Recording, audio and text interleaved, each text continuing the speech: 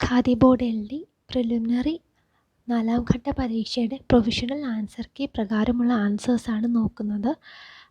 46ാമത്തെ ചോദ്യം മുതലാണ് ഈ വീഡിയോയിൽ വരുന്നത്. 46ാമത്തെ ചോദ്യം: കേരള സ്പോർട്സ് കൗൺസിലിന് രൂപം നൽകിയത്?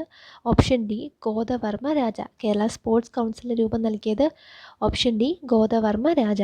പശ്ചിമഘട്ടത്തിലെ മഴനെൽ പ്രദേശത്ത് സ്ഥിതി ചെയ്യുന്ന കേരളത്തിലെ ഏക വന്യജീവി സങ്കേതം ഏത്? Option B ചിന്നാറാണ്. പശ്ചിമഘട്ടത്തിലെ മഴനിഴൽ പ്രദേശത്ത് സ്ഥിതി ചെയ്യുന്ന കേരളത്തിലെ ഏക വന്യജീവി സങ്കേതം ചിന്നാറാണ്. Option B. അട്ടപ്പാടിയിലെ ഗോത്ര സമൂഹങ്ങൾക്കിടയിൽ ഇന്നും നിലവിലുള്ള കൃഷിരീതി ഏത്? ഓപ്ഷൻ സി പുനം കൃഷിയാണ്. ഗൗണനാടി, കവനോഗ്, വളഞ്ഞാർ എന്നീ പേരുകളിൽ അറിയപ്പെടുന്ന കേരളത്തിലെ ഒരു പുണ്യനദി? Option C Meenachilar.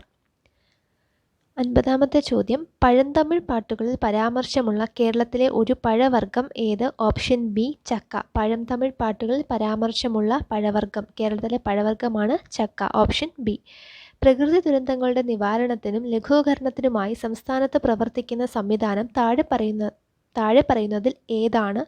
Option D മുകളിൽ പറഞ്ഞതെല്ലാമാണ്. അതായത് കേരള റവന്യൂ ദുരന്ത നിവാരണ വകുപ്പ്, സംസ്ഥാന ദുരന്ത നിവാരണ അതോറിറ്റി, ദുരന്ത സാധ്യത അപഗ്രഥന സെൽ, പിന്നെ മുകളിൽ പറഞ്ഞവയെല്ലാം. അപ്പോൾ ഓപ്ഷൻ ഡി മുകളിൽ പറഞ്ഞ ഈ 3 പ്രകൃതി ദുരന്തങ്ങളുടെ നിവാരണത്തിനും ലഘൂകരണത്തിനുമായി സംസ്ഥാനത്ത് പ്രവർത്തിക്കുന്ന സംവിധാനമാണ്. എറണാകുളം ജില്ലയിലെ ഏത് സ്ഥലത്ത് നടത്തിയ ഉത്ഖനനമാണ് പ്രാചീന തമിഴകത്തിന് റോമുമായി വ്യാപാര ബന്ധം ഉണ്ടായിരുന്നതിനുള്ള തെളിവുകൾ നൽകുന്നത്? Option C പരവൂരാണ്.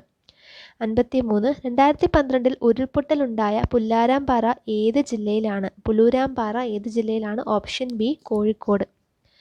ഓപ്ഷൻ ബി കോഴിക്കോടാണ്. അപ്പോൾ ഇത്തരം ചോദ്യങ്ങളേ ഉള്ളൂ. ബാക്കി ചോദ്യങ്ങൾ അടുത്ത വീഡിയോയിൽ